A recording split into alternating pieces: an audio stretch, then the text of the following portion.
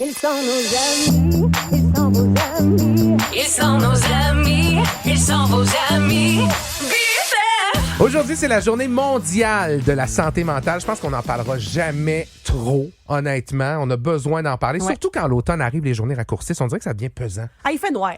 Oh. On l'a senti beaucoup cette semaine avec le froid, tout ça. Ouais, l'automne est là. On a la travailleuse sociale de la gang, Marie-Philippe Sills, qui est avec nous autres ce matin pour jaser des blues de l'automne. Salut Marie-Philippe!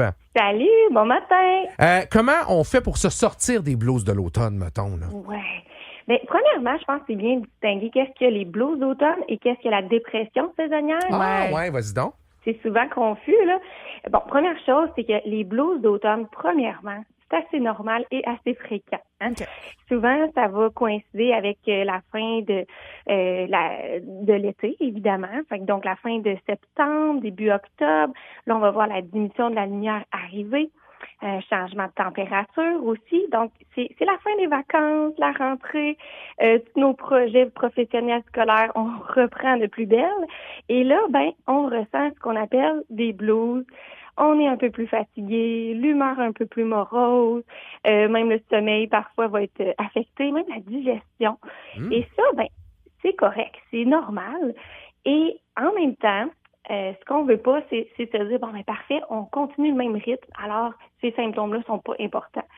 Ce qu'il faut comprendre, c'est que la dépression saisonnière, elle arrive pas de façon spontanée. Là. C'est un peu une accumulation, justement, de ces blues-là qui ont peut-être pas été traités, qui ont peut-être pas été abordés et qui, là, rendus souvent autour de novembre, décembre, surtout janvier, février, là, les périodes les plus critiques, là, les symptômes sont beaucoup plus exacerbés.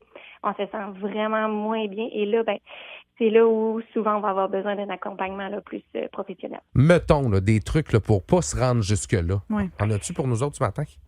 Absolument. Première des choses, là, j'ai envie de vous demander, la gang, la nature, là, l'automne, vous pensez qu'elle se sent comment après un été ensoleillé, ou est-ce qu'elle était dans l'énergie, de l'abondance et tout ça? Elle se sent sèche.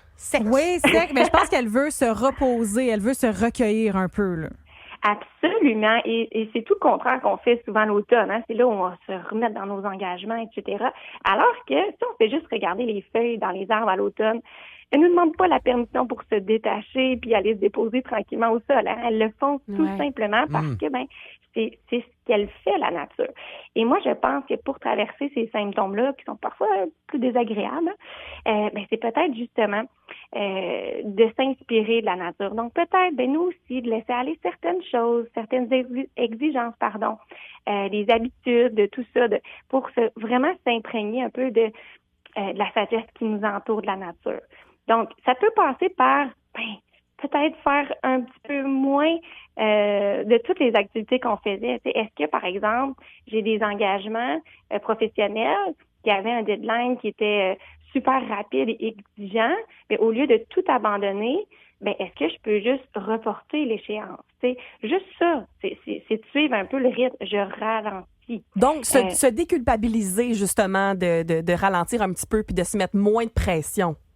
Absolument. C'est parce que la pression qu'on ressent dans la société, elle est super grande. Puis même, on est presque dans une société qui valorise l'épuisement. C'est comme, comment ça va? Ah oui, ça va bien, mais ça va vite. Oui, c'est ça. On dirait qu'on est quasiment le plus occupé qu'on est, le plus brûlé qu'on est, le plus hot on est. C'est vrai.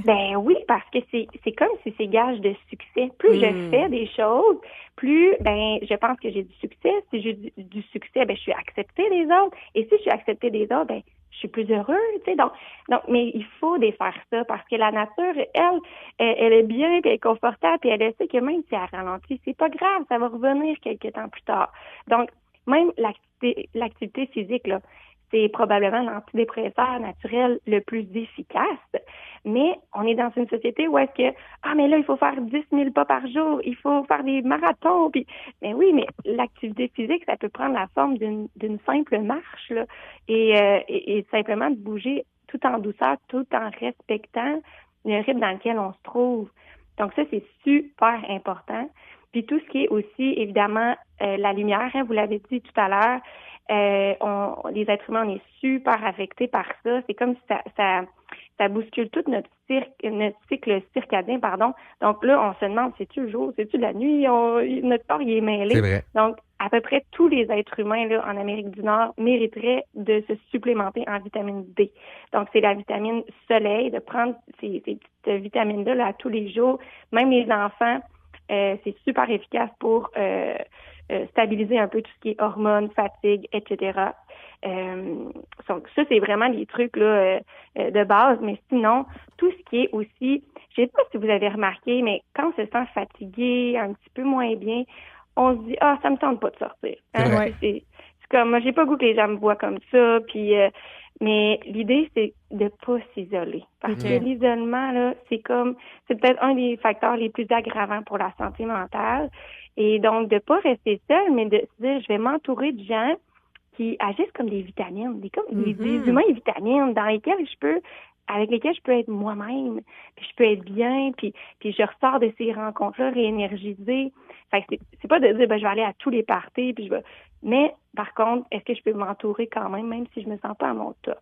Marie-Philippe Sills, travailleuse sociale, merci beaucoup Ça pour fait tes du trucs. Ça bien. fait du bien. En cette journée mondiale de la santé mentale, vous visitez le mariphilippesills.com pour avoir tous les services qu'elle peut vous offrir. Puis, on a une question pour vous autres ce matin. On veut savoir qui sont vos humains vitamines dans votre vie. Tu sais, ces gens-là qui vous redonnent du bonheur, du pep, qui sont toujours là pour vous autres. On veut le savoir au 6-12-13, puis on va les saluer, évidemment. Et sur l'application iHeartRadio aussi.